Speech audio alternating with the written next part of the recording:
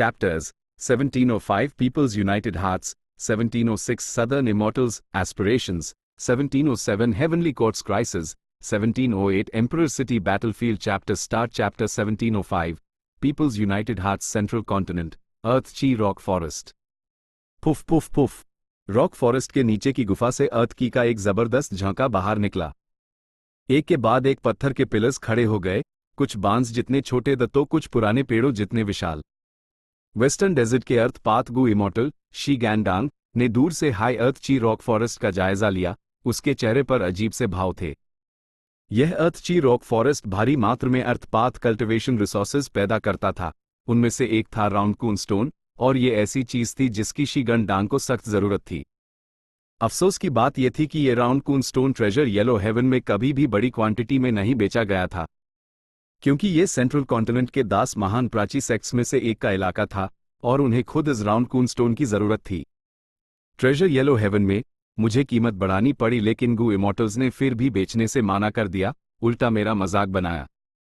ही लेकिन अब मैं इस जगह को तबाह करके सारे राउंड कून स्टोन ले जा सकता हूं, इससे मेरा बदला भी पूरा हो जाएगा।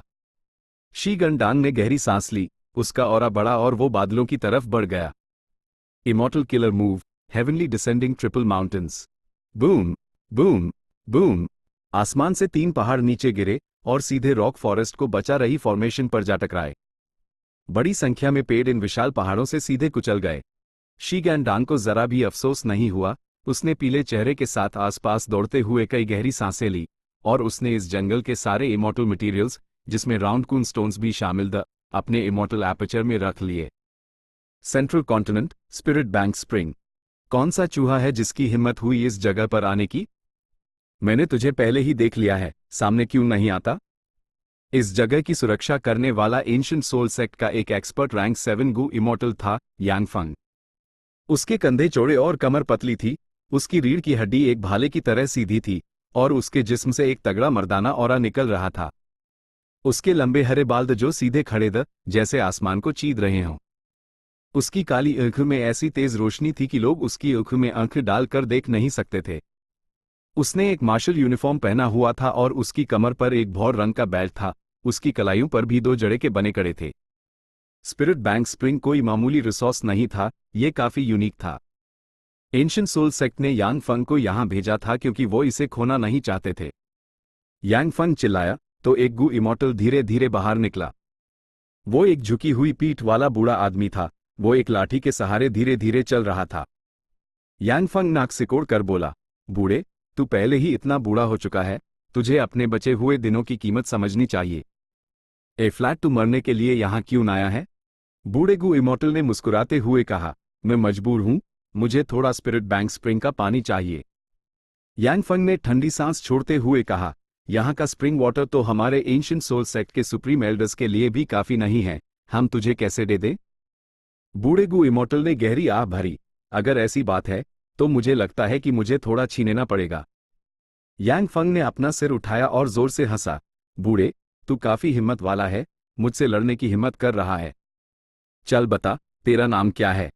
बूढ़ा गु इमॉर्टल मुस्कुराया और गहरे मतलब के साथ बोला, मैं अपना नाम कब का भूल चुका हूं, लेकिन दूसरे लोग मुझे फॉरगॉटन डाओइस्ट कहना पसंद करते हैं। तुम फॉरगॉटन डाओइस्ट हो? यांगफंग का शरीर कांप गया। उसकी एविंग में गहरा शौक साफ दिख रहा था। अगले हाइपैल, उसका एक्सप्रेशन खोया खोया सा हो गया और उसने पूछा, रुक, तेरा नाम क्या था? बूढ़ा आदमी चुप रहा और हिला तक नहीं, वो बस यांगफंग को देखकर मुस्कुराता रहा। यांगफंग हैरान था और उसने बूढ़े गु इमॉर्टल को देखते हुए माथे पर बाल डालकर पूछा, तू है कौन और यहां क्या कर रहा है? थोड़ी देर बाद, जब फॉरगॉटन डाओइस्ट स्पिरिट बैंक स्प्रिंग का पानी ले गया, यांगफंग यूज जाते हुए देखता रहा और फिर उस होश आया, तू है कौन? बड़ा अजीब बिहेव कर रहा है, वहीं रुक जा। जब फॉरगॉटन डाओइस्ट गायब हो गया, यांगफंग ने सूखे हुए स्पिरिट स्प्रिंग को देखा और गहरे गुस्से, शौक और शक के साथ बोला, damn it, spirit bank spring का पानी किसने चुराया? मैंने तो इतनी गहरी सुरक्षा की थी, कोई इसे चुरा भी कैसे सकता है? अरे नहीं, मुझे सेक्ट को रिपोर्ट करना होगा। लेकिन अगले हाई पैल, यांगफंग फिर से हैरान हो गया, मैं यहां कर क्या रहा हूं? ओह हाँ, मुझे इस स्पिरिट बैंक स्प्रिंग की रक्षा करने का मिशन मिला था, मैं बाहर वालों को अंदर नहीं आने दे सकता। HMPH, मेरे होते हुए मैं देखता हूं कि कौन यहां आकर मौत को दावत देता है। सेंट्रल कॉन्टिनेंट, एक पहाड़ी इलाके में एक बड़ी लड़ाई खत्म हुई। सेंट्रल कॉन्टिनेंट के 10 ग्रेट सेक्स के गू इमॉर्टल्स गहरी नफरत के साथ वहां से निकले। तुम ये याद रखना। निकल, हारे हुए कहीं के। सियोहूची ठंडी हंसी हंसा और उसने अपने पास खड़े शख्स को ठंडी नजर से देखा। उसके पास एक नॉर्दर्न प्लेन्स का गू इमॉर्टल खड़ा था। वो इतना पतला था कि उसकी हड्डियां दिख रही थी। उसकी स्किन सूखी और झुर्रियों भरी थी जो उसकी हड्डियों से चिपकी हुई थी। उसकी स्किन पर नसें साफ दिख रही थी जो हर जगह फैली हुई थी। वो नॉर्दर्न प्लेन्स का डेमोनिक पाथ रैंक 7 गू इमॉर्टल था, पी शुई है। कुछ समय पहले सियोहूची और उसने दोनों ने इस रिसोर्स पर नजर रखी थी। उन्होंने मिलकर इस जगह की सुरक्षा कर रहे सेंट्रल कॉन्टिनेंट के गू इमॉर्टल को भगा दिया था। ए फ्लैट बस वो दोनों ही बचे थे और माहौल एकदम अजीब हो गया था। दोस्त, अब हम रिसोर्सेस को कैसे बांटे? सियोहूची ने नम्रता दिखाने का नाटक किया। पी शुई ने ठंडी सांस छोड़ते हुए बिना किसी झिझक के कहा, ए फ्लैट तू भी निकल ले यहां से। सियोहूची पहले तो चौंक गया, फिर गुस्से से हंसा। मेन वेस्टर्न डेजर्ट के सियो क्लैन का एक रैंक 7 एक्सपर्ट हूं। तू है कौन? तेरी सोच तो छोटी है पर तेरा घमंड बहुत बड़ा है। बहुत बकवास करता है तू। पी शुई के चेहरे पर नफरत का भाव था।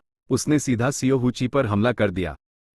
सियोहूची का चेहरा गंभीर हो गया लेकिन उसने भी बिना किसी डर के पी शुई पर हमला कर दिया। दोनों ने 10 से ज्यादा राउंड्स तक लड़ाई की। सियोहूची धीरे धीरे कमजोर पड़ रहा था, लेकिन तभी आसमान से सियोशी रंग आ गया। सियोहूची खुश हो गया। वो सियोशी रंग के साथ मिल गया और दोनों ने मिलकर पी शुई से लड़ाई की। लेकिन थोड़ी देर बाद सियोशी रंग और सियोहूची को पीछे हटने पर मजबूर होना पड़ा। वो गहरी नफरत के साथ वहां से निकल गए। ये आदमी कौन है? सिर्फ इतने से कल्टिवेशन रिसोर्सेज के लिए वो ऐसे लड़ रहा है जैसे उसकी जान इस पर टिकी हो। सियोहूची ने दांत पीसे। वो भी एक हिम्मत वाला इंसान था, वेस्टर्न डेजर्ट की सुपरफोर्स सियो क्लैन का एक जनरल। लेकिन लड़ाई में उसने देखा कि पी शुई कितना पागलपन से लड़ रहा था। वो पूरी तरह से दब गया था। अगर मैं गलत नहीं हूं तो यह नॉर्दर्न प्लेन्स का डेमोनिक पाथ गू इमॉर्टल पी शुई है। सियोशी रंग ने शांत स्वर में कहा। सियोहूची हैरान रह गया, तो यह नॉर्दर्न प्लेन्स का जंगली था। तभी, चोडो, सेंट्रल कॉन्टिनेंट में इतने रिसोर्सेस हैं, हमें ऐसे संकी लोगों से टक्कर लेने की जरूरत नहीं है। समय बीतता गया, अर्थवे में झटके महसूस हुए। पांचों रीजन्स की रीजनल वॉल्स घुलना जारी रही। अर्थवेन्स के मिलने से सेंट्रल कॉन्टिनेंट में उतनी हलचल नहीं हुई जितनी अनगू इमॉर्टल्स से हुई जो रिसोर्सेज लूटने के लिए इधर उधर घूम रहे थे। विशाल सेंट्रल कॉन्टिनेंट पहले खूबसूरत पहाड़ों और नदियों से भरा था, लेकिन अब यह आग और धुएं से भर गया था। फॉरगॉटन डाओस जैसे लोग जो सिर्फ रिसोर्सेज लेते थे, वो फिर भी ठीक थे।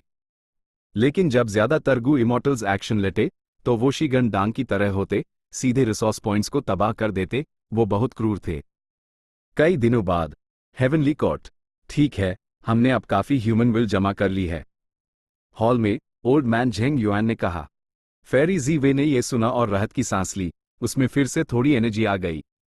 इन दिनों एक के बाद एक बुरी खबरें यूएस तक पहुंच रही थी। सेंट्रल कॉन्टिनेंट को हर जगह भारी नुकसान हो रहा था।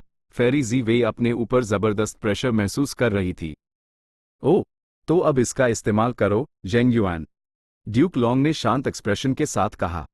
ओल्ड मैन झेंग युआन ने सर हिलाया। वो लड़खड़ते हुए उठा और उसके जिस्म से एक शानदार और विशाल ऑरा निकला। Immortal killer move, people's united hearts. जमा हुई ह्यूमन विल तेजी से खर्च हो गई, लगभग कुछ भी नहीं बचा।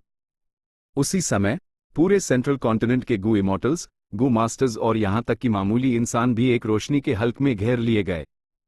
वो हल्का एक पाल के लिए चमका, वो एक इल्यूजन जैसा था। लेकिन सेंट्रल कॉन्टिनेंट के लोगों ने जल्द ही कुछ खास महसूस किया।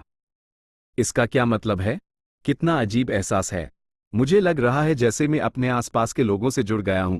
मैं सीधे उनके एहसास को महसूस कर पा रहा हूं।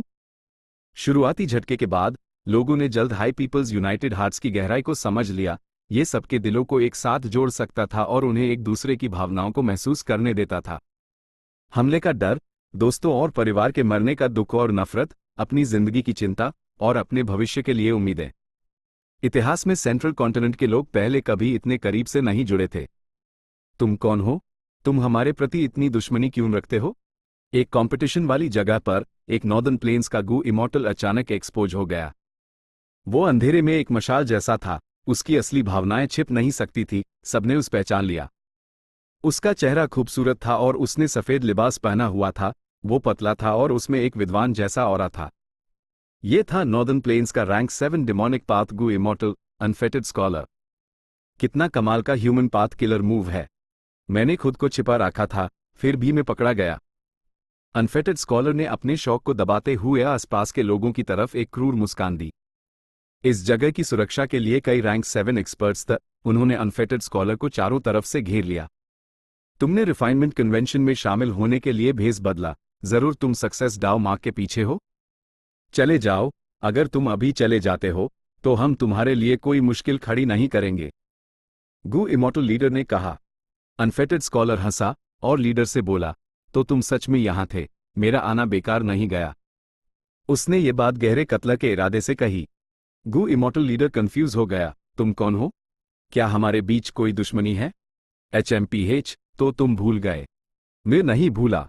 इस वक्त तुमने मेरे क्लैन का नाश किया था, आज आखिरी बचे हुए शख्स के तौर पर मैं तुम्हारी जान लूंगा। अनफेटेड स्कॉलर अपने किलर मूव के साथ फट पड़ा, ये उसका सिग्नेचर मेथड था, 1000 डिसइंटीग्रेशंस। 1 घंटे बाद अनफिटेड स्कॉलर घायल शरीर के साथ वहां से निकला, वो आसमान में उड़ते हुए हंस रहा था और खुशी के आंसू बहा रहा था। कंपटीशन ग्राउंड पर कोई भी जिंदा नहीं बचा था। एक दूसरे कंपटीशन ग्राउंड पर, दोस्त कृपया सामने आइए, रक्षा कर रहे गू इमॉर्टल ने नम्रता और गर्माजोशी से कहा। ढूंढ लिया तुमने मुझे है। सदर्न बॉर्डर के एकांतवासी इमॉर्टल जेन किंग ने अपना सिर हिलाया और स्क्वायर से बाहर आ गया। मेरा कोई बुरा इरादा नहीं है, मैं बस central continent refinement path convention का अनुभव करना चाहता हूं। आखिरकार ये शायद आखिरी हो, जेन किंग ने कड़वी मुस्कान के साथ कहा। वो सदर्न बॉर्डर में एक एकांत में रहने वाला कल्टीवेटर था, उससे इत्तेफाक से जेनेसिस लोटस का असली अनुवाद मिला था, उसके मन में सेंट्रल कॉन्टिनेंट के लिए ज्यादा दुश्मनी नहीं थी। रक्षा कर रहे गू इमॉर्टल ने सर हिलाया। पीपल्स यूनाइटेड हार्ट्स के जरिए हम आपके इरादों को महसूस कर सकते हैं। अफसोस की बात है कि आप इस कंपटीशन को जारी नहीं रख सकते। मैं समझता हूं, अगर आपको कोई एतराज ना हो तो आप यहां रह सकते हैं और हम एक दूसरे से बातचीत कर सकते हैं। कोई बात नहीं, जेन किंग ने अपना सिर हिलाया और शांति से चला गया। कुछ लोगों ने तबाही मचाई, कुछ शांति से चले गए, लेकिन चाहे जो भी हो, पीपल्स यूनाइटेड हार्ट्स बहुत गहरा था, इसने उन्हें यह पहचानने में मदद की कि दुश्मन कौन थे। कंपटीशन में छिपे हुए अस्थिर तत्व खत्म हो गए, सेंट्रल कॉन्टिनेंट में अब कोई आंतरिक खतरा नहीं था। ड्यूक लॉन्ग ने अपनी रणनीति को सही ठहराया, और जैसे जैसे वो इसे आगे बढ़ाता गया, इस रिफाइनमेंट पाथ कन्वेंशन का फाइनल आखिरकार शुरू हो गया। ये आखिरी मौका है, कोई कुछ कर क्यों नहीं रहा है? वो किसका इंतजार कर रहे हैं? फैंग युआन ने दांत पीसे, वो बेबस होकर हेवनली कोर्ट को सफलता के करीब जाते हुए देख रहा था। लेकिन लॉन्जेविटी हेवन से कोई जवाब नहीं आया। वक्त आ गया है, चलो निकलते हैं। सेंट्रल कॉन्टिनेंट के एक कोने में वू योंग अचानक प्रकट हुआ। उसके पीछे कई सदर्न अलायंस के गू इमॉर्टल्स थे। वू योंग ने चारों तरफ देखा और कहा, दोस्तों, मुझे सिचुएशन समझने की जरूरत नहीं है। हम फेट गू को पूरी तरह से रिस्टोर नहीं होने दे सकते, वरन हेवनली कोर्ट का फायदा बहुत ज्यादा हो जाएगा। मेरे पीछे आओ, चलो इनफैलेबल ब्लेस्ड लैंड को तबाह कर दे, सारे सक्सेस डाउ मार्क्स ले ले और हेवनली कोर्ट को हार का स्वाद चखाएं। हम लॉर्ड अलायंस लीडर को फॉलो करेंगे, सदर्न अलायंस के इमॉर्टल्स ने एक साथ कहा, उनका जोश हाई था। Chapter 1706 southern immortals aspirations. अरे नहीं, वू योंग सदर्न बॉर्डर के गू इमॉर्टल्स के एक ग्रुप को लीड कर रहा है, वो अचानक इनफैलेबल ब्लेस्ड लैंड के पास प्रकट हुए हैं। हेवनली कोर्ट में फेरी जीवे का चेहरा अचानक से शॉक में बदल गया। ओह, आखिरकार वो आ ही गए, ड्यूक लॉन्ग ने शांति से कहा, वो अभी भी अपनी सीट पर बिना किसी भाव भंगिमा के बैठे थे। फेरी जीवे ने गहरी सांस ली, उसके माथे पर गहरी सिलवटें आ गई, उसे एक अलग तरह का दबाव महसूस हो रहा था। क्योंकि सदर्न बॉर्डर के गू इमॉर्टल्स इस अभियान में बहुत एकजुट द, वो दूसरे 4 रीजन्स के अन गू इमॉर्टल्स से अलग द जो अफरा तफरी मचा रहे थे। और सबसे जरूरी बात, उन्होंने एक इंपॉर्टेंट जगह को निशाना बनाया था, वो थी इनफैलेबल ब्लेस्ड लैंड। अगर इनफैलेबल ब्लेस्ड लैंड गिर जाता तो यह हेवनली कोर्ट के लिए एक आफत होती। उन्होंने रिफाइनमेंट पाथ कन्वेंशन को जबरदस्ती आयोजित करने के लिए जो भारी कीमत चुकाई थी, वो बेकार हो जाती क्योंकि सदर्न बॉर्डर के इमॉर्टल्स उनके फायदे को रोककर चुरा लेते। घबराओ मत, हमें पहले से ही उम्मीद थी कि इनफैलेबल ब्लेस्ड लैंड की लोकेशन लीक हो जाएगी, इसीलिए हमने पहले ही पास में एक सुपर इमॉर्टल फॉर्मेशन सेटअप कर दी है। अभी पहल हमारे हाथों में है, सब कुछ प्लान के मुताबिक होगा, ड्यूक लॉन्ग ने निर्देश दिया। फेरी जी वे ने सम्मान से सर झुकाया। उसने अपना मेथड इस्तेमाल किया और इनफैलेबल ब्लेस्ड लैंड का दृश्य हॉल में दिखने लगा। उसके बाद वो थोड़ा झिझकी और फिर वू योंग को मैसेज भेजा, वू योंग, ये मत भूलना कि हमने पिछली बार सहयोग किया था। अगर तुम सदर्न बॉर्डर अलायंस लीडर बने रहना चाहते हो तो तुम्हें पता होना चाहिए कि क्या करना है। वू योंग को खबर मिली और उसने एक तिरस्कार भरी मुस्कान दी। उसके दिल में नफरत का एहसास हुआ। महान जी वे, एक विजडम पाथ ग्रेट एक्सपर्ट होकर भी आखिर में कुछ खास नहीं है। उसने फेरी जी वे को जवाब देना भी जरूरी नहीं समझा। उसका पूरा ध्यान अपने किलर मूव पर था। Immortal killer move, unlimited wind. एक गहरी हरे रंग की हवा चलने लगी जो हर तरफ फैल गई। जल्द ही वो हवा एक विशाल टॉर्नेडो पिलर बन गई। वो गरजती हुई आवाज के साथ आगे बढ़ी। रास्ते में पेड़ उखाड़ गए, पत्थर हवा में उड़ने लगे। ये सच में एक अद्भुत शक्ति के साथ रुक थी। हवा को इतनी जबरदस्त ताकत से आते देख इस इलाके की रक्षा कर रहे हेवनली कोर्ट के गू इमॉर्टल्स ने आ भरी और सुपर इमॉर्टल फॉर्मेशन को एक्टिवेट कर दिया। काका इमॉर्टल फॉर्मेशन से बना हल्का लगातार अनलिमिटेड विंड से खुरच रहा था। जल्दी उससे काका की आवाजें आने लगी जो कानों को चुभने वाली थी। सेंट्रल कॉन्टिनेंट के गू इमॉर्टल्स ने इमॉर्टल फॉर्मेशन के अंदर के मेथड्स इस्तेमाल किए, लेकिन अनलिमिटेड विंड को कमजोर करने की कोई भी कोशिश का बहुत कम असर हुआ। ये बेकार है। मैंने इस मूव को पहले कभी आसानी से इस्तेमाल नहीं किया क्योंकि इससे मेरे 10,000 विंड पाथ डाउ मार्क्स खर्च हो जाते हैं। लेकिन इस कीमत को चुकाने के बाद यह हवा लंबे समय तक चलती है और इसका सामना सिर्फ खास तकनीकों से ही किया जा सकता है। वू योंग ने कहा। उसका चेहरा साफ था लेकिन उसकी ऊँग में एक तेज और ठंडी चमक थी। ऐसी दृढ़ निश्चय, ऐसी इच्छा शक्ति। ये देखकर हेवनली कोर्ट के अंदर बैठी फेरी जी वे ने दिल की गहराइयों से आह भरी। वू योंग ने अनलिमिटेड विंड का इस्तेमाल करने के लिए इतनी बड़ी कीमत चुकाई थी। इससे उसकी अटल दृढ़ता दिखती थी। कोई भी चीज उसके इरादे को बदल नहीं सकती थी। वू योंग का चेहरा एक आम आधे उम्र के आदमी जैसा था। उसका शरीर मजबूत और भौहें तेज थी, जिससे उससे एक अंधेरा और धुंधला सा ऑरा मिलता था। इस वक्त वो इमॉर्टल्स के सामने खड़ा था। वो ऊंचा और गर्व से खड़ा था, एक ऐसे नेता की तरह जिसमें महान शक्ति थी। फेरी जी वे ने उसकी शक्ल अपने दिल में बसा ली। उससे एहसास हुआ कि उसने उसका आंक लिया था। सदर्न बॉर्डर का वू योंग, एक सच में जबरदस्त इंसान। उसमें वो क्लैन की बहादुरी और हिम्मत थी, लेकिन वो अपनी भावनाओं को काबू में रखने और उन्हें गहराई से छिपाने में भी सक्षम था। जब वो डूजू जिंदा थी, उसने अपनी पहचान और प्रतिष्ठा को दबाकर रखा, यहां तक कि वो डूजू ने भी उस कम समझा। बस अपनी मौत के समय हाई यूज एहसास हुआ कि उसके बेटे के पास ऐसी तकनीकें हैं। जब उसने पहली बार उसकी जगह ली, सदर्न बॉर्डर में अफरा तफरी थी। दूसरे क्लान्स ने वो क्लैन पर दबाव बनाया और उन्होंने बहुत सारा इलाका खो दिया। अपनी शक्ति और clear Z dripping wind tiny bamboo building का इस्तेमाल करके वू योंग ने स्थिति को पलट दिया।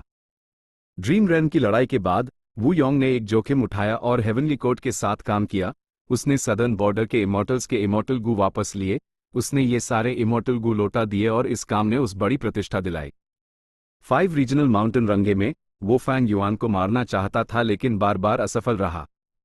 उसके बाद भले हाइलू वे यिन के पास पैराडाइज अर्थ के वारिस का टाइटल था, वो वू योंग को हरा नहीं सका। वो अभी भी सदर्न अलायंस का अलायंस लीडर बना रहा। इस वक्त हेवनली कोर्ट फेट गू को रिस्टोर करने के एक महत्वपूर्ण मोड़ पर था। वू योंग ने इस लड़ाई में सभी सदर्न अलायंस के एलिट्स का नेतृत्व किया। उसने फेरी जी वे की धमकी को नजरअंदाज कर दिया, क्योंकि वो जानता था कि बड़ी तस्वीर क्या है। वो हेवनली कोर्ट को पूरा फेट इमॉर्टल गू फिर से हासिल नहीं करने दे सकते थे। Whoosh whoosh whoosh, unlimited wind लगातार हमला करती रही, फॉर्मेशन को कमजोर करती हुई। रक्षा कर रहे हेवनली कोर्ट के गू इमॉर्टल्स ने इसे रोकने के हर तरीके आजमाए लेकिन वो असफल रहे। यह मूव बहुत शक्तिशाली था। यह वू योंग का ट्रम्प कार्ड था। यह पहली बार था जब उसने इसका इस्तेमाल किया था। सिर्फ हेवनली कोर्ट हाई नहीं, जब सदर्न बॉर्डर के गू इमॉर्टल्स ने इसे देखा तो वो भी हैरान थी और उनके खुश चेहरों के नीचे चिंता और डर था। जल्द ही फॉर्मेशन में एक छेड़ हो गया और वू योंग ने हाथ हिलाया। दोस्तों, अब अपनी जान जोखिम में डालने का समय है। मेरे साथ अंदर घुसो और मारो। सदर्न बॉर्डर के इमॉर्टल्स अंदर घुस गए और रक्षा कर रहे हेवनली कोर्ट के गू इमॉर्टल्स घबरा गए। वो अंदर आ गए। जल्दी दूसरे लेयर की फॉर्मेशन एक्टिवेट करो। सदर्न बॉर्डर के इमॉर्टल्स ने महसूस किया कि नज़ारा बदल गया है। हल्की नीली रोशनी दिखाई दी और अनगिनत उड़ते हुए गुलाबी फूलों में बदल गई। वो तेजी से उड़ रहे थे और हर तरफ घूम रहे थे, सदर्न बॉर्डर के इमोर्टल्स को घेरते हुए। एक रैंक 7 गू इमोर्टल खड़ा हुआ। उसकी दाढ़ी एक भाले जैसी थी। वो वीर और बहादुर था। उसका नाम टाई गनगे था, टाई क्लैन के लिए एक सहारा। उसके पास पीक रैंक 7 बैटल स्ट्रेंथ थी। ऐसी मजबूत शक्ति के खिलाफ उसको कोई डर नहीं लगा। वो जोर से चिल्लाया और उसके शरीर पर सुनहरी रोशनी चमकी। एक घनी संख्या में सुनहरे भाले बन गए। जाओ! अनगिनत भाले गुस्से से बरस पड़े और उड़ते हुए फूलों की बात से टकरा गए। जब वो टकराए, उड़ते हुए फूल और सुनहरे भाले दोनों पाउडर और टुकड़ों में टूट गए। फॉर्मेशन का हमला रैंक 8 लेवल का था, लेकिन टाई गनगे ने असल में इसका सामना किया। वो कमजोर नहीं पड़ा। फॉर्मेशन पाथ के महान एक्सपर्ट रैंक 8 गू इमोर्टल चीकू यू उसके पास खड़े इस फॉर्मेशन की कमजोरी को समझने की कोशिश कर रहे थे। इस हमले में चीकू यू का सबसे उपयोगी होना तय था। कुछ सांसों के बाद सुनहरे भाले धीरे धीरे अनंत फूलों द्वारा दबाए जाने लगे। रैंक 7 गू इमोर्टल शैंक के आगे आया। उसने अपनी हथेली फैलाई और एक खूनी छेद खुल गया। मजबूत खींचाव ने कई फूलों को सोख लिया। ये ही टिंग गुर्राया। उसके शरीर पर नीली बिजली की चिंगारियां दिखाई दी और उसने टाई गनगे की सिचुएशन में मदद की। इसी बीच रैंक 7 विजडम पाथ गू इमोर्टल शिया ल्यूपे चीकुयू के पीछे खड़ा हो गया। उसने अपनी हथेली चीकुयू की पीठ पर राखी और विजडम पाथ मेथड्स का इस्तेमाल करके उसकी डिटेक्शन स्पीड बढ़ाने में मदद की। थोड़ी देर बाद चीकुयू ने एक्शन लिया। प्रोफेशनल्स अलग अलग फील्ड्स में माहिर होते हैं। उसके मेथड्स का इस्तेमाल करते हुए फॉर्मेशन धीरे हो गई। जो कमजोरियां सामने आई वो अनगू इमोर्टल्स को भी साफ दिख रही थी, जो फॉर्मेशन पाथ में नहीं थे। Boom boom boom! Southern border के गू इमोर्टल्स पीछे हटने का इरादा नहीं रखते उन्होंने तुरंत कई शक्तिशाली किलर मूव्स से हमला किया और दूसरी फॉर्मेशन को तबाह कर दिया। सदर्न बॉर्डर के इमोर्टल्स तीसरी फॉर्मेशन में आगे बढ़े। हेवनली कोर्ट के गू इमोर्टल्स गहरी हैरानी में थे। जब दोस्त ची यहां है, कौन सी फॉर्मेशन हमें रोक सकती है? वू योंग जोर से हंसा। बाकी इमोर्टल्स का जोश बढ़ गया। चीकुयो ने कड़वी मुस्कान के साथ कहा, मेरा डिटेक्शन मेथड आसानी से इस्तेमाल नहीं किया जा सकता, इससे मेरी उम्र खर्च होती है। लेकिन इस लड़ाई में मैं पीछे नहीं हट सकता। सदर्न बॉर्डर के इमोर्टल्स हिल गए। वू योंग चीकुयो को देखे बिना नहीं रह सका। दोनों एक दूसरे की दृढ़ निश्चय को देख सकते थे। लेकिन जल्द ही चीकुयो के माथे पर सिलवटें आने लगी। मुझे इस तीसरी फॉर्मेशन को डिड्यूस करने की जरूरत नहीं है। ये बहुत सरल और आसान है। फॉर्मेशन का कोर जंगल के बीच में सबसे बड़ा पेड़ है। फॉर्मेशन आसानी से समझ में आ गई। हेवनली कोर्ट ने यह जानबूझकर किया था। इससे तोड़ना बहुत मुश्किल था, क्योंकि ये जंगल बहुत खास था। ये किसी भी किलर मूव की शक्ति को खत्म कर सकता था। हर पेड़ होली बेरियल वुड से बना था। सबसे central formation core immemorial desolate plant level का था। अगर सदर्न बॉर्डर के इमोर्टल्स इन पेड़ों को नष्ट करना चाहते थे तो उन्हें अपने जिस्म का इस्तेमाल करना पड़ता। हालांकि इन पेड़ों पर अनगिनत बेलें थी, वो साधारण नहीं थी। कुछ ग्रीन ड्रैगन वाइन्स थी, कुछ लाइटनिंग वाइन्स थी और कुछ चेनसॉ हार्ट वाइन्स। तीसरी फॉर्मेशन इस जंगल के डाउ मार्क्स का इस्तेमाल करके बनाई गई थी। इस फॉर्मेशन को नष्ट करने के लिए दूसरे इलाकों पर हमला करना बेकार था। उन्हें इस होली बेरियल फॉरेस्ट को हाई नष्ट करना था। सदर्न बॉर्डर के इमोर्टल्स ने इस बारे में सोचा। उन्होंने अपने इमोर्टल एपर्चर्स में मौजूद एंशिएंट डेसोलेट बीस्ट्स और इमेमोरियल डेसोलेट बीस्ट्स को छोड़ दिया। जानवरों के झुंड ने जंगल में हमला किया और बेलों पर अटैक किया। हर तरफ खून फैल गया। थोड़ी देर बाद आधे जानवर कुर्बान हो गए। बाकी जंगल में हैरान परेशान खड़े जबकि आखिरी हिस्सा आपस में लड़ रहा था। सदर्न बॉर्डर के इमोर्टल्स के चेहरे पर गंभीर भाव थे। तो यहाँ 7 स्टार इंटरनल कॉन्फ्लिक्ट ग्रास भी है। यह इन एंशिएंट डेसोलेट बीस्ट्स को आपस में लड़वा देती है। भले ही इमेमोरियल डेसोलेट बीस्ट्स पर इसका असर नहीं होता, लेकिन वो इस बीस्ट डाइजेस्टिंग रॉटन की से रुक जाते हैं। इस बीस्ट डाइजेस्टिंग रॉटन की में घने पॉइजन पाथ डाउ मार्क्स इसका असर डेसोलेट प्लांट्स, वेरिएंट ह्यूमंस या पूरे ह्यूमंस पर नहीं होता था। ये सिर्फ जंगली जानवरों पर असर करता था। यह इमेमोरियल डेसोलेट बीस्ट्स को पतला कर सकता था। उनकी खाल और अंदरूनी अंग घुल जाते थे। सदर्न बॉर्डर के इमोर्टल्स अपनी कोशिशों में असफल रहे। वू योंग अपना clear Z dripping wind tiny bamboo building निकालने हाई वाला था कि कोई खड़ा हो गया। मुझे कोशिश करने दो। इमोर्टल्स ने देखा। इस गू इमोर्टल का सिर गंजा था। उसके कंधे और शरीर मजबूत ये बा क्लैन का रैंक 7 गू इमोर्टल बाजोंग था। भले ही मैं एक स्ट्रेंथ पाथ गू इमोर्टल नहीं हूं, मेन ट्रांसफॉर्मेशन पाथ कल्टिवेट करता हूं, मुझे अंदर घुसने दो और होली बेरियल वुड को नाश्त करने दो। हालांकि मेरे पास सिर्फ पीक रैंक 7 बैटल स्ट्रेंथ है, मैं चाहूंगा कि लॉर्ड यी हाउ फैंग मुझे सपोर्ट करें, बाजोंग ने बिना किसी भाव के कहा। इमोर्टल्स थोड़ा प्रभावित हुए। बाजोंग के पास सिर्फ पीक रैंक 7 बैटल स्ट्रेंथ थी, वो एक रैंक 8 गू इमोर्टल नहीं था, फिर भी वो एक ऐसा जोखिम उठाने को तैयार था जो जरा सी लापरवाही से उसकी जान ले सकता था। यी हाउ फैंग ने बाकलैंड के फर्स्ट सुप्रीम एल्डर बाशीबा की तरफ देखा। जब उसने देखा कि उसने सर हिला दिया है, तो उसने अपना मेथड बाजोंग पर इस्तेमाल किया। उसका रिइंफोर्समेंट मेथड सिर्फ सदर्न बॉर्डर में ही नहीं, बल्कि पूरी दुनिया में मशहूर था। बाजोंग ने तुरंत अपने शरीर में एक अद्भुत शक्ति महसूस की। वो बाहर उड़ा और अपने किलर मूव का इस्तेमाल किया, एक विशाल रूप धारण करके तेजी से सेंटर की तरफ बढ़ा। हेवनली कोर्ट के गू इमोर्टल्स यूज नजरअंदाज करने वाले नहीं थे, उन्होंने अस पर हमला करना शुरू कर दिया। सदर्न बॉर्डर के गू इमोर्टल्स ने जल्दी से बाजोंग को आगे बढ़ने में मदद की। आखिर में बाजोंग खून से लथपथ था, उसकी खाल फाट गई थी और अनगिनत घाव दिख रहे थे क्योंकि उसकी हड्डियां बाहर आ गई थी। उसने आखिरकार सेंट्रल होली बेरियल वुड को नाश्त करने में अपनी पूरी ताकत लगा दी थी। सिर्फ कुछ ही मिनटों में सदर्न बॉर्डर के गू इमोर्टल्स ने 3 फॉर्मेशंस तोड़ दी थी। आगे बाकी सब आप पर निर्भर करेगा। बाजोंग बुरी तरह घायल था, उसने इस लड़ाई में आगे लड़ने की ताकत खो दी थी। दोस्त, तुमने हिम्मत दिखाई और एक खतरनाक लड़ाई लड़ी, चाहे इस लड़ाई का अंजाम कुछ भी हो, तुम्हें हमारे सदर्न अलायंस में बड़ा यश मिलेगा। हम जब लौटेंगे तो तुम्हें जरूर इनाम देंगे, वू योंग ने विश्वास के साथ कहा। बाजोंग हल्का सा मुस्कुराया। मैंने अपनी जान जोखिम में डाली क्योंकि मेन लॉर्ड्स वू योंग और चिकुयू से प्रभावित था। हेवनली कोर्ट ने पहले ही कई बार हद पार कर दी थी जब उन्होंने हमारे सदर्न बॉर्डर पर हमला किया था। अगर वो सच में फेट गू को ठीक कर लेते तो हम क्या करते? बिल्कुल सही कहा। वू योंग ने सर हिले। उसने अपने आसपास के इमोर्टल्स को देखा, उसका आत्मविश्वास पहले से 10 गुना बढ़ गया। सेंट्रल कॉन्टिनेंट के पास पीपल्स यूनाइटेड हार्ट्स था, जबकि सदर्न बॉर्डर के इमोर्टल्स अपने मकसद में एकजुट थे। ऐसी महान शक्ति के साथ वो कौन सा किला नहीं तोड़ सकते थे? Chapter 1707 heavenly courts crisis central continent hidden dragon cave grand formation.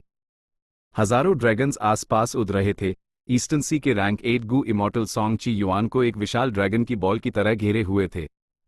यह एंशिएंट पॉइजन ड्रैगन साफ तौर पर फॉर्मेशन की शक्ति से बने हैं, फिर भी ये इतने चुस्त हैं और ऐसे बिहेव कर रहे हैं जैसे असली हों। सोंग ची युआन अपना बचाव करते हुए सोच रहा था। वो इन एंशिएंट पॉइजन ड्रैगन्स को मारना चाहता था, उसमें कोई दिक्कत नहीं थी, लेकिन अगर वो उन्हें मार भी देता तो आगे और भी बढ़ाएं उसका इंतजार कर रही थी। हजारों एंशिएंट पॉइजन ड्रैगन्स फॉर्मेशन की शक्ति का इस्तेमाल करके बनाए गए थे। सोंग ची युआन को उनके मूल स्रोत को निशाना बनाने के लिए इस फॉर्मेशन को तोड़ना था, वरना भले ही वो एंशिएंट पॉइजन ड्रैगन्स को मार दे, वो फॉर्मेशन से बाहर नहीं निकल पाएगा। अफसोस की बात है कि मेरी फॉर्मेशन पथ की समझ बहुत कम है, अब तक मुझे कोई कमजोरी नहीं मिली है। सोंग ची युआन ने अपने दांत पीसे।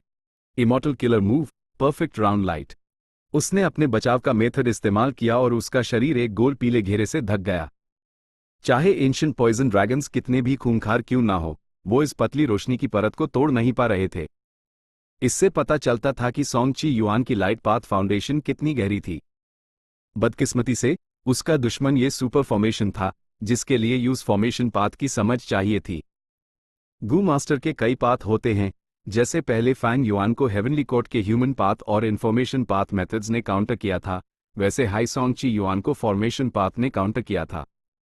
भले हाई रैंक 8 गू इमोर्टल्स आमतौर पर दूसरे पाथ्स की नकल कर सकते थे, और song Qi yuan light path का इस्तेमाल करके फॉर्मेशन पाथ के इफेक्ट्स की नकल कर सकता था, लेकिन वो एक सुपर इमोर्टल फॉर्मेशन का सामना कर रहा था जिसे हेवनली कोर्ट ने बड़ी कीमत चुकाकर बनाया था। ये वही ग्रैंड फॉर्मेशन थी जो लेजेंडरी इमेमोरियल डेसोलेट बीस्ट दी ज़ैंग को सील कर सकती थी। सोंग ची युआन, जिसे कोई कमजोरी नहीं मिल रही थी, वो सिर्फ अपना बचाव कर सकता था और मौके का इंतजार कर सकता था। फॉर्मेशन के कंट्रोल एरिया के अंदर old man Bi Feng super immortal formation को कंट्रोल कर रहा था और ईस्टर्न सी के गू इमोर्टल्स की स्थिति पर नजर रखे हुए था। एक जवान दिखने वाला रैंक 6 गू इमोर्टल उसके पास था। यह ओल्ड मैन बी फंग का पोता फंग चैनजी था। फंग चैनजी ने तस्वीरों को देखते हुए खुशी से कहा, दादा, ये तो कमाल हो गया। यह रैंक 8 गू इमोर्टल्स सभी फंस गए हैं और निकल नहीं पा रहे। हमने एक बड़ा योगदान दिया है, हम जरूर अपनी गलती सुधार कर इस श्रापित जगह से निकल पाएंगे। दादा, आप भी हेवनली कोर्ट के असली सदस्य बन सकते हैं। ओल्ड मैन बी फंग ने सर हिलाया। उसकी निगाहें गंभीर थी। पोटा, तुम असली स्थिति से अनजान हो। इन रैंक 8 गू इमोर्टल्स ने अभी तक अपने सारे साधन इस्तेमाल नहीं किए हैं। उनमें से ज्यादातर को कोई नुकसान नहीं हुआ है। वो इस फॉर्मेशन के मूल को तोड़ नहीं पा रहे, इसलिए उन्होंने अभी के लिए ऑब्जर्व करने का फैसला किया है, रिइंफोर्समेंट्स का इंतजार कर रहे हैं। जैसे ही उन्हें कोई कमजोरी मिलेगी, वो अद्भुत और चौंका देने वाली शक्ति से हमला करेंगे। फंग चैनजी हैरान और डर गया। तो हम क्या करें? दादा, क्या हमने बहुत पहले रिइंफोर्समेंट्स नहीं मांगे थे? हेवनली कोर्ट की मदद अब तक क्यों नहीं आई? ओल्ड मैन बी फंग कुछ देर चुप रहा और फिर बोला, हम कैसे जान सकते हैं कि हेवनली कोर्ट क्या प्लान कर रहा है? हम अभी बस इस जगह की रक्षा अपनी पूरी क्षमता से कर सकते हैं। ओल्ड मैन बी फंग के कहने के बाद ही फॉर्मेशन हिलने लगी। क्या हो रहा है? क्या किसी रैंक 8 गू इमोर्टल ने फॉर्मेशन की कमजोरी ढूंढ ली? फंग चैनजी चूक गया। नहीं, ये वो इवल ड्रैगन है। ओल्ड मैन बी फंग का चेहरा अचानक से पीला पड़ गया। हिडन ड्रैगन केव, यह इवल ड्रैगन दी ज़ैंग को कैद करने के लिए मशहूर था। इस वक्त दी ज़ैंग संघर्ष कर रहा था। वो उठना चाहता था। ओल्ड मैन बी फंग मजबूरन उससे टक्कर ले रहा था। दी ज़ैंग मामूली नहीं था। वो सेंट्रल कॉन्टिनेंट की अर्थ वेन्स में मौजूद अनंत नफरत, गुस्से और दुश्मनी जैसे नकारात्मक भावनाओं से बना था। यूस पहले कैद किया गया था और वो लगातार संघर्ष कर रहा था। अगर वो सफल हो जाता तो एक बड़ा भूकंप आता। ओल्ड मैन बी फंग उसकी रक्षा कर रहा था। एक वजह यह भी थी कि वो इवल ड्रैगन को सेंट्रल कॉन्टिनेंट में बड़े भूकंप लाने से रोकना चाहता था। लेकिन अब फैंग युआन और दूसरे रीजन्स के गू इमोर्टल्स सेंट्रल कॉन्टिनेंट में आतंक मचा रहे थे, अनगिनत जीवों पर हमला कर रहे थे, जिससे बड़ी मात्रा में दुश्मनी, नफरत और डर पैदा हुआ। दी ज़ैंग ने इन भावनाओं को सोख लिया और उसकी शक्ति में भारी इजाफा हुआ। जब ईस्टर्न सी के गू इमोर्टल्स ने फॉर्मेशन पर हमला किया तो वो पहले ही सतर्क हो गया था। चलक दी ज़ैंग ने धैर्य रखा और शक्ति इकट्ठी की। अब हंगामा करके उसने ओल्ड मैन बी फंग को चौंका दिया था। ओल्ड मैन बी फंग ने जल्दी से रिएक्ट किया और फॉर्मेशन की शक्ति का इस्तेमाल करके दी ज़ैंग को दबाने की कोशिश की। इस बूढ़े ड्यूक लोंग ने इस फॉर्मेशन का इस्तेमाल करने के बाद ये 30% कमजोर हो गई है। अभी मेरी शक्ति चुपके से कम 50% बढ़ गई है। ओल्ड मैन बी फंग, अगर तुम अभी भाग जाओ तो शायद बच जाओ, वरना जब मैं इस फॉर्मेशन को तोड़ूंगा तो मैं तुम्हारी लाश के टुकड़े टुकड़े कर दूंगा। दी ज़ैंग दहाड़ा। उसकी आवाज बिजली जैसी थी और उसने इस विशाल अर्थ ट्रेंच में झटके पैदा कर दिए। सोचना भी मत। ओल्ड मैन बी फंग का चेहरा गंभीर था, लेकिन उसकी दृढ़ता नहीं हिली। एक कमजोरी मिल गई। एक फॉर्मेशन स्पेस में ईस्टर्न सी के rank 8 Gu immortal king UN ने अपनी इल्ड खोली और उसका ऑरा एक ज्वालामुखी की तरह फट पड़ा। Immortal killer move, mountain suppression, bomb. एक विशाल पहाड़ का भूत अचानक से प्रकट हुआ। उसने फॉर्मेशन की कमजोरी पर जोर से प्रहार किया, हवा और बिजली जैसी तेज आवाजें पैदा करते हुए। हिडन ड्रैगन केव की सुपर इमोर्टल फॉर्मेशन पहले हाई ईस्टर्न सी के गू इमोर्टल्स और दी ज़ैंग का सामना करते हुए अपनी हद तक पहुंच चुकी थी। अब जब किंग यूएन ने हमला किया तो ये एक टूटे हुए धनुष की डोरी जैसी हो गई। फेच। फॉर्मेशन टूट गई। ओल्ड मैन बी फंग को बैकलैश झेलना पड़ा और उसने कई बार खून थूका। उसका चेहरा कागज जैसा सफेद हो गया और वो मरने की कगार पर था। क्रैक। कांच टूटने जैसी आवाजें सुनाई दी। इमोर्टल फॉर्मेशन का एक बड़ा हिस्सा नाश हो गया। सिर्फ कंट्रोल एरिया बचा था, जो अभी भी लाचारी से आखिरी इलाके की रक्षा कर रहा था। ईस्टर्न सी के इमोर्टल्स ने महसूस किया कि उनका नज़ारा बदल गया है और वो सब आज़ाद हो गए। मैं महसूस कर सकता हूं। रैंक 8 इमोर्टल गू हाउस इमोर्टल फॉर्मेशन के कोर के बाहर है। शेन कॉन्ग शेंग की इर्द तेज रोशनी से चमक उठी। हमला। सोंग ची युआन जोर से हंसा और आगे बढ़ा। किंग युआन खुद को ठीक करने के लिए पीछे रुक गया। यूज फॉर्मेशन तोड़ने की कोशिश में चोट लगी थी। वो फॉर्मेशन पाथ गू इमोर्टल नहीं था। वो इसे फॉर्मेशन पथ के तरीकों से नहीं सुलझा सकता था। उसने इसके बजाय ब्रूट फोर्स का इस्तेमाल किया था। दी ज़ैंग उत्साह में दहाड़ा। उसकी आवाज बिजली जैसी तेज थी। इसने सभी ईस्टर्न सी के इमोर्टल्स के चेहरे का रंग उड़ा दिया। जल्दी कंट्रोल एरिया को तबाह करो। वे आज़ादी पाने वाला हूं। हा। बूढ़े ड्यूक लॉन्ग, बाहर निकलने के बाद मैं तेरी नसें फाड़ दूंगा और तुझे टुकड़े टुकड़े करके खा जाऊंगा। दी ज़ैंग की आवाज नफरत और गुस्से से भरी थी। इसने सभी इमोर्टल्स के रोंगटे खड़े कर दिए। दादा, आपको हिम्मत रखनी होगी। टूटी फूटी फॉर्मेशन कंट्रोल एरिया में फंग चांजी रोते हुए ओल्ड मैन बी फंग को पकड़े हुए था। वो कांपते हुए चिल्लाया, हेवनली कोर्ट की मदद अब तक क्यों नहीं आई?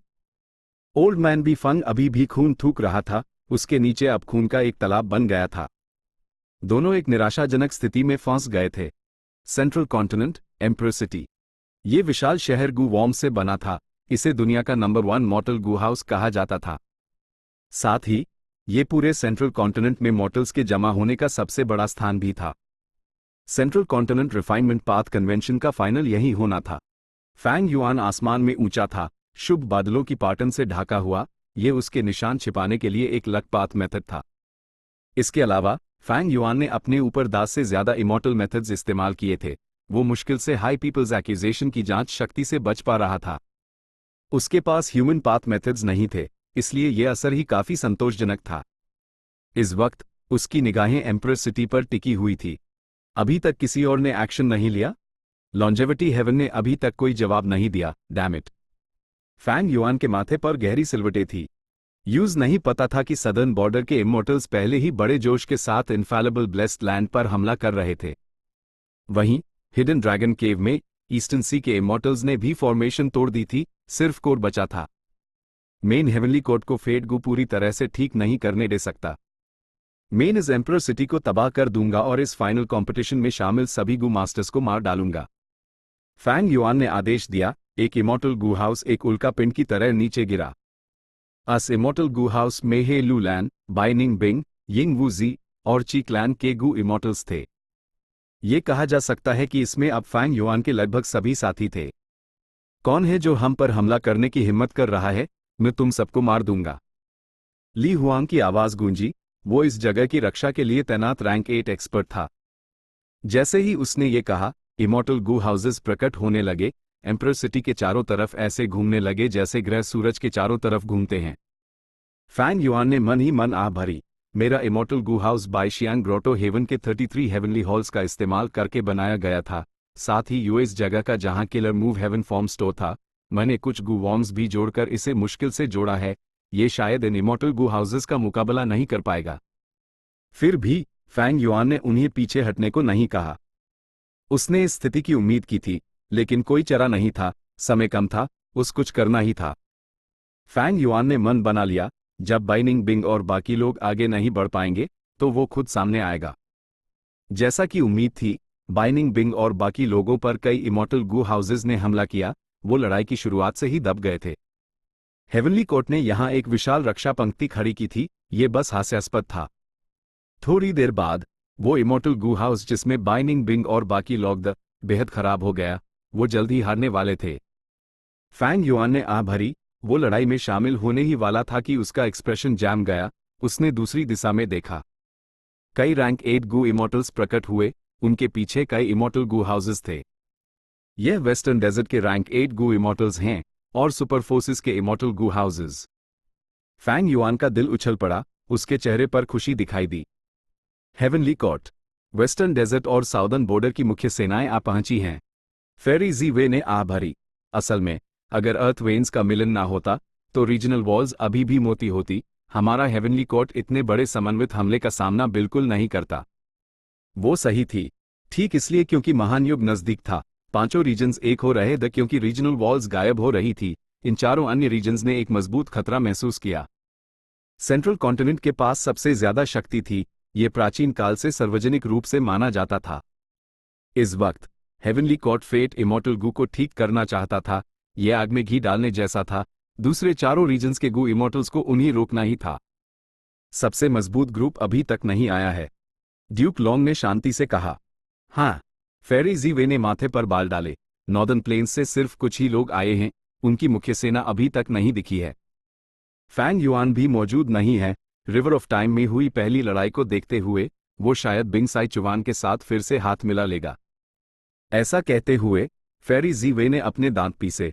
मुझे अपनी पूरी शक्ति से फिर से अनुमान लगाने दो। ड्यूक लॉन्ग सर हिलाने ही वाला था कि उसका एक्सप्रेशन अचानक बदल गया। उसने दूर देखा। जरूरत नहीं, वो आ गए हैं। अगले हाइपैल, फेरी जी वे ने गहरे गुस्से से देखा जब हेवनली कोर्ट के आसमान में एक इंद्रधनुषी कोहरा दिखाई दिया। Rank 8 immortal Gu house calamity luck alter यूएसएमई से फटकर बाहर निकला। यह नॉर्दर्न प्लेन्स के जाहिल। उनकी उनकी इतनी हिम्मत, उन्होंने मेरे हेवनली कोर्ट पर सीधा हमला करने की जुर्रत कैसे की? फेरी जी वेई इतने गुस्से में थी कि उसका शरीर कांप रहा था। पास में खड़े ओल्ड मैन झेंग युआन के पास शब्द नहीं थे। ड्यूक लॉन्ग जोर से हंसा, खड़ा हो गया। बेशक, यही नॉर्दर्न प्लेन्स वालों का चरित्र है। Chapter 1708 emperor city battlefield central continent. Emperor city. क्या ये वही इमॉर्टल गू हाउस है जिसके बारे में मास्टर ने मुझे बताया था? ये फैन फाइनल कंपटीशन तक पहुंच गया था। उसने गहरी हैरानी से आसमान की तरफ देखा। बाकी हिस्सा ले रहे गू मास्टर्स का भी लगभग यही हाल था। यह इमॉर्टल गू हाउसेज आमतौर पर एक सुपर फोर्स की नींव होते हैं। ये सोचना ही अजीब है कि इतने सारे एक साथ दिख रहे हैं। मुझे डर है कि रीजनल वॉल्स के गायब होने और अर्थ वेन्स के एक होने के बाद भी पांचों रीजन्स के केओटिक वॉर के दौरान ऐसी लड़ाई नहीं होगी। ये फैन को एक एहसास हुआ। इसी समय ये फैन के पास से एक आवाज आई, भाइये, इस बार हम आखिरकार मुकाबला कर सकते हैं और जीतने वाले का फैसला कर सकते हैं। ये फैन ने अपनी नजर हटाई, मुस्कुराया और सोचा, मास्टर ने मुझे इस central continent refinement path convention में शामिल होने का आदेश दिया था। ये सोचना ही अजीब है कि मैं इतने प्रतिभाशाली इंसान से मिलूंगा। भले ही मैं बाद में कंपटीशन में हार जाऊं, ये एक शानदार अनुभव होगा। ये धर्म भाई मेरी सबसे बड़ी कमाई है। दोस्त अक्सर लड़ाई के बाद बनते हैं। होंग यी और ये फैन पिछले कुछ राउंड्स में जीत कर निकले थे। उनकी पहचान होना स्वाभाविक था। कुछ बातचीत के बाद दोनों के बीच एक रिश्ता बन गया। एक ड्रिंकिंग कंपटीशन के बाद उन्होंने धर्म भाई बनने का फैसला किया। होंग यी ने आगे कहा, यह रिफाइनमेंट पाथ कन्वेंशन अभूतपूर्व है। अनगू इमॉर्टल्स को आसमान में लड़ने दो, हमें अपने काम से काम रखना है। चिंता के लिए शुक्रिया भाई यी, मैं समझता हूं। ये फैन होंग यी के नेक इरादों को जानता था। उसने अपना आभार व्यक्त किया और फिर फाइनल कंपटीशन पर ध्यान केंद्रित किया। एम्परर सिटी के बाहर सेंट्रल कॉन्टिनेंट के पास अलग अलग रैंक्स के कई इमॉर्टल गू हाउसेज दी। वो एम्परर सिटी के चारों तरफ फैले हुए द यूज घेर कर एक 3 लेयर डिफेंस लाइन बना रहे थे। डिफेंस लाइंस के बाहर कई वेस्टर्न डेजर्ट के रैंक 8 एक्सपर्ट्स और इमॉर्टल गू हाउसेज थे। इसके अलावा वो एक था जिसे बाइनिंग बिंग और बाकी कंट्रोल कर रहे थे। फैंग युआन ने इस इमॉर्टल गू हाउस का नाम तक नहीं रखा था जिसे उसने जल्दी में जोड़ा था। फैंग युआन पहले खुद सामने आना चाहता था, लेकिन वेस्टर्न डेजर्ट के गू इमॉर्टल्स के आने के बाद उसने फिर से छिपे रहने का फैसला किया। वेस्टर्न डेजर्ट के गू इमॉर्टल्स इमॉर्टल गू हाउसेस के साथ नीचे उड़ते आए। वो लगातार अपनी दूरी कम करते रहे, जिससे सेंट्रल कॉन्टिनेंट की तरफ भारी दबाव बन गया। यहां तक कि ली हुआंग जो स्थिति को कमांड कर रहा था, उस भी थोड़ा दबाव महसूस हुआ। यहां तक कि वो जिसे लड़ाई का इतना अनुभव था, उसने भी इतने बड़े पैमाने की लड़ाई में हिस्सा नहीं लिया था। ली हुआंग ने गू इमॉर्टल्स को शामिल करने वाली कई केओटिक लड़ाइयों में हिस्सा लिया था, लेकिन उसने एक लड़ाई में इतने सारे इमॉर्टल गू हाउसेस कभी नहीं देखे थे। इमॉर्टल गू हाउसेस गू इमॉर्टल्स से कहीं ज्यादा दुर्लभ द आमतौर पर बहुत कम गू इमॉर्टल्स के पास अपने इंडिविजुअल इमॉर्टल गू हाउसेस होते द सिर्फ सुपर फोर्सेस के पास होते थे। एक गू इमॉर्टल अकेले इतना पैसा, काबिलियत और समय इकट्ठा नहीं कर सकता था कि एक इमॉर्टल गू हाउस बना सके। और एक इमॉर्टल गू हाउस एक अकेले इंसान के इस्तेमाल के लिए सबसे ज्यादा व्यवहारिक नहीं था। सुपर फोर्सेस के लिए उन्हें एक रैंक 7 इमॉर्टल गू हाउस की जरूरत थी। महत्वपूर्ण स्थितियों में ये उनकी रैंक 8 बैटल स्ट्रेंथ का काम कर सकता था। रैंक 8 गू इमॉर्टल्स आम नहीं थे। कई फोर्सेस के पहले सुप्रीम एल्डर सिर्फ रैंक 7 के थे। ऐसे समय में एक रैंक 7 इमॉर्टल गू हाउस स्थिति को संभालने में मदद कर सकता था। इमॉर्टल गू हाउसेस की अपनी कमियां भी थी। उनके मेथड्स फिक्स थी और उनका सामना करना आसान था। इसलिए भले ही ज्यादातर rank 7 immortal Gu houses rank 8 का मुकाबला कर सकते थे, वो सच में एक रैंक 8 गू इमॉर्टल से नहीं लड़ सकते थे। अभी यहां के इमॉर्टल गू हाउसेस कम से कम रैंक 7 के द अन सबके पास रैंक 8 बैटल स्ट्रेंथ थी। एक तरह से देखा जाए तो ये एक ऐसी लड़ाई थी जिसमें 10 से ज्यादा रैंक 8 बैटल स्ट्रेंथ वाले अस्तित्व शामिल थे। दोनों तरफ के लोग घबराए हुए थे और दबाव में थे, लेकिन ये एक ऐसी लड़ाई थी जिसे टाला नहीं जा सकता था। माहौल और भरी हो गया जब दोनों तरफ की दूरी एक हद तक कम हो गई तो सेंट्रल कॉन्टिनेंट की दूसरी लेयर डिफेंस लाइन में मौजूद एक इमॉर्टल गू हाउस ने हमला कर दिया। यह इमॉर्टल गू हाउस छोटा और नाजुक था। यह एक खूबसूरत और छोटा पवेलियन था। उस पर अनगिनत चिड़ियों के पिंजरे लटके हुए थे और चिड़ियां लगातार चहचा रही थी। यह हेवनली लोटस सेक्ट के 5 इमॉर्टल गू हाउसेस में से एक था, कनेरी पवेलियन। कनेरी पवेलियन में बड़ी संख्या में पिंजरों को खोल दिया गया आग वाले परिंदे तेजी से बाहर उड़ने लगे, आग की बारिश की तरह निकलते हुए। ये परिंदे बीच रास्ते में बड़े हो गए और अपने असली आकार में आ गए। वो घोड़ा गाड़ियों जितने बड़े थी, उनके शरीर लाल थे और उनके पंख तेज गर्मी के साथ जल रहे थे। उनकी एड़ पिघले हुए मैग्मा जैसी थी, उनकी चहचहाट काफी अनोखी थी, ये बहते हुए लावा जैसी लगती थी। Ancient desolate beast, molten flame bird. सावधान, ये परिंदे खुद को ब्लास्ट कर सकते हैं, उनमें बहुत शक्ति है। वेस्टर्न डेजर्ट ग्रुप के बीच एक गू इमॉर्टल ने तुरंत चेतावनी दी। Fire path ancient desolate beast, हा, चलो हम उनका सामना करते हैं। हंसी के बीच एक इमॉर्टल गू हाउस जो एक पानी के चक्के जैसा दिखता था, अपने विशाल पहियों का इस्तेमाल करके खुद ही बाहर आ गया। चक्के से एक बड़ी लाल रोशनी निकली, ये रिबन्स जैसी लग रही थी जो परिंदों के झुंड को उलझा रही थी। मोल्टन फ्लेम बर्ड्स चीखने लगे और संघर्ष करने की कोशिश करने लगे, लेकिन ज्यादातर लाल रोशनी से दब गए। कुछ ने खुद को ब्लास्ट कर लिया, लावा में बदल गए जो लाल रोशनी द्वारा सोख लिए गए और भी मजबूत हो गए। ये कैसा इमॉर्टल गू हाउस है? सेंट्रल कॉन्टिनेंट की तरफ के लोग हैरान थे, ये सोचना ही अजीब था कि मोल्टन फ्लेम बर्ड्स का इतनी आसानी से सामना कर लिया गया। वेस्टर्न डेजर्ट की तरफ के लोग भी हैरान थे। कुछ रैंक 8 गू इमॉर्टल्स ने इस अजीब आकर के इमॉर्टल गू हाउस पर थोड़ा ध्यान दिया, उनके पास इसके बारे में कोई जानकारी नहीं थी। ओ, डांग क्लैन का red river wheel. Fang Yuan की एड़ी चमक उठी। यह immortal Gu house Dong clan को एक रहस्यमयी विरासत से मिला था। फैंग युआन की पिछली जिंदगी में इसने अपनी महान शक्ति का प्रदर्शन किया था और बड़ी ख्याति प्राप्त की थी। आमतौर पर अगर एक सुपरफोर्स एक इमॉर्टल गू हाउस पर रिसर्च करना और बनाना चाहती है, तो इस प्रक्रिया में बहुत समय लगता है, और इस प्रक्रिया में बहुत सारे सुराग दूसरी फोर्सेस को मिल जाते हैं। सिर्फ अचानक से mile immortal Gu houses high लोगों को चौंका सकते थे। डोंग क्लैन के गू इमॉर्टल्स थोड़ा गर्व महसूस कर रहे थे, उन्होंने एक बड़ी जीत हासिल की थी इन मोल्टन फ्लेम बर्ड्स को प्राप्त करके। उनके साथ डोंग क्लैन का रेड रिवर व्हील और भी मजबूत हो जाएगा, खासकर स्पीड के मामले में। जैसे को तैसा, फैंग क्लैन के गू इमॉर्टल ने इमॉर्टल गू हाउस में चिल्लाया। बड़ी संख्या में एंशिएंट डेसोलेट बीस्ट्स को छोड़ते हुए ज्यादातर कुत्ते और मुर्गे थे। फैंग युआन इस इमॉर्टल गू हाउस के बारे में और भी साफ था। यह फैंग क्लैन का चिकन डॉग कूप था। ये दो इमारतों जैसा दिखता था जो साथ साथ थी। बाई इमारत पीली थी और यूएस पर एक गोल पट्टी थी जिस पर चिकन लिखा था। दाई इमारत लाल थी और उसकी पट्टी पर डॉग शब्द था। हर इमॉर्टल गू हाउस हर पहलू में संपूर्ण था, लेकिन उसकी अपनी एक विशेषता भी थी। चिकन डॉग कूप और कनारी पवेलियन दोनों इंस्लेवमेंट पाथ पर केंद्रित द पहला मुर्गे और कुत्तों को गुलाम बनाता था, जबकि दूसरा कनेरीज को पालता था। दोनों रैंक 7 पर भी एक जैसे थे। इंस्लेवमेंट पाथ का फायदा यह था कि वो एट्रिशन की लड़ाई में शामिल हो सकता था। मुर्गे और कुत्तों का एक बड़ा झुंड बाहर निकला जब सेंट्रल कॉन्टिनेंट की बाहरी परत ने प्रतिक्रिया दी। इन मुर्गों और कुत्तों पर हर तरह के किलर मूव्स का इस्तेमाल करते हुए बड़ी संख्या में मारे गए, लेकिन वेस्टर्न डेजर्ट का ग्रुप भी पीछे पीछे आया और हमला किया। एक ही बार में इमॉर्टल गू हाउसेस ने गरजती हुई आवाजें निकली और एक दूसरे से टकरा गए। किलर मूव्स छोड़ दिए गए जब स्पेस फैट गया। तेज आवाजों ने इस इलाके में लगातार झटके पैदा किए। वेस्टर्न डेजर्ट की बढ़त बहुत खूंखार थी। जल्द ही सेंट्रल कॉन्टिनेंट की पहली रक्षा परत टूट गई, दूसरी परत भी लगभग टूट गई थी, लेकिन वो मुश्किल से टिकी रही। वेस्टर्न डेजर्ट की तरफ सेंट्रल कॉन्टिनेंट से कम लोग और इमॉर्टल गू हाउसेस हैं। Western desert southern border, northern plains और ईस्टर्न सी से अलग था। सदर्न बॉर्डर के पास सदर्न अलायंस था। सुपर फोर्सेस अब बहुत करीब से काम कर रहे थे। अभी पूरे सदर्न बॉर्डर में हर जगह बीकन टावर्स ये उनके सहयोग का सबूत था। नॉर्दर्न प्लेन्स का नेतृत्व लॉन्जेविटी हेवन कर रहा था। हाल के वर्षों में लॉन्जेविटी हेवन अकेले इमॉर्टल्स और डिमोनिक पद के सदस्यों को भारती कर रहा था। वो पूरे Gu immortal world of northern plains को एक करने की कोशिश कर रहे थे।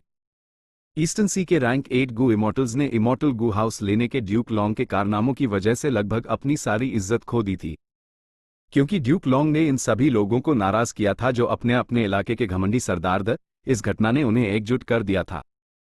वेस्टर्न डेजर्ट में भले ही वो जानते थे कि हेवनली कोर्ट द्वारा फेट गू को ठीक करने का मुद्दा गंभीर था, इसमें सिर्फ सुपर फोर्सेस ने हिस्सा लिया।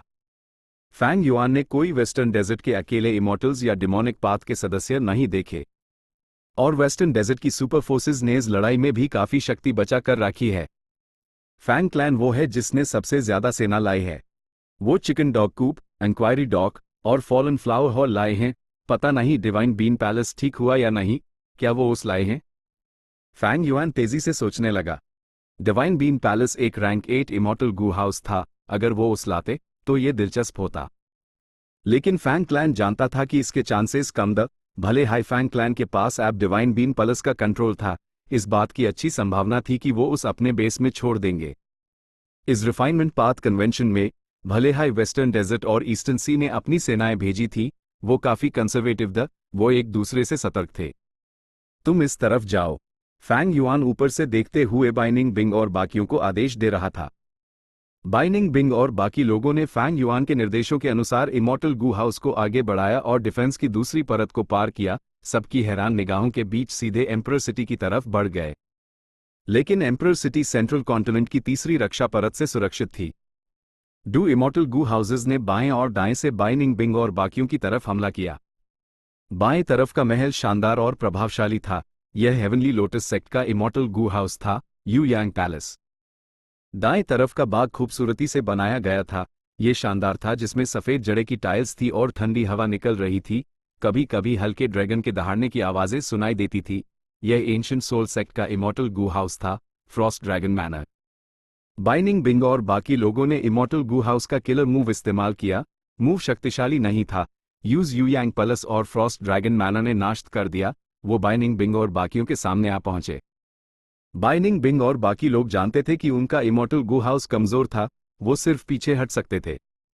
तुम पीछे नहीं हट सकते, एक वेस्टर्न डेजर्ट के रैंक 8 गू इमॉर्टल ने चिल्लाया। अगर वो पीछे हट गए तो इतनी मेहनत से बनाया गया ये गैप भर जाएगा, उनका मौका चला जाएगा। पीछे हटो। फैंग युआन के आदेश बहुत सीधे थे। यह immortal Gu house Frost dragon मनो और यू यांग पैलेस का मुकाबला नहीं कर सकता था। फैंग युआन को उन्हें बचाना था। अगर यह अभी शुरुआत में ही नाश्त हो जाता तो यह एक बड़ी बर्बादी होती। हालांकि पीछे हटना इतना आसान नहीं था। महत्वपूर्ण पाल में तेज हवाओं ने बाइनिंग बिंग और बाकियों को रोक लिया। यह एक 7 मंजिला टावर था, इमारत में पर्दे फड़फड़ा रहे थे। यह रैंक 7 इमॉर्टल गू हाउस था, विंड स्वीपिंग बिल्डिंग। यह विंड क्लाउड मैनर के 2 सिग्नेचर इमॉर्टल गू हाउसेज में से एक था। यह क्लाउड पासिंग बिल्डिंग के साथ जोड़ी में था। विंड स्वीपिंग बिल्डिंग और क्लाउड पासिंग बिल्डिंग मिलकर rank 8 immortal Gu house wind cloud manner बांध सकते थे। इसमें अद्भुत शक्ति थी। फैंग युआन की पिछली जिंदगी के 500 वर्षों में विंड क्लाउड मैनर को कुछ समय के लिए नंबर 1 इमॉर्टल गू हाउस का दर्जा मिला था। विंड स्वीपिंग बिल्डिंग के उन्हें रोकने के साथ यू यांग पैलेस एक उल्का पिंड की तरह तेजी से आगे बढ़ा और फैंग युआन के इमॉर्टल गू हाउस से टकरा गया। उसके बाद फ्रॉस्ट ड्रैगन मैनर का किलर मूव भी यूएस पर आ गिरा। तुरंत फैंग युआन के इमॉर्टल गू हाउस का एक हिस्सा टूट गया, पिलर्स टूट गए और एक बड़ा गैप बन गया। बड़ी संख्या में मोर्टल गू नाश्त हो गए, उसने कई इमॉर्टल गू भी खो दिए। फैंग युआन ने नाक सिकोड़ी और खुद मैदान में उतर आया। एम्परर यमा killer move great thief ghost hand का इस्तेमाल करके उसने सीधा एक झुंड गू वॉर्म्स और 3 इमॉर्टल गू चुरा लिए। Chapter and.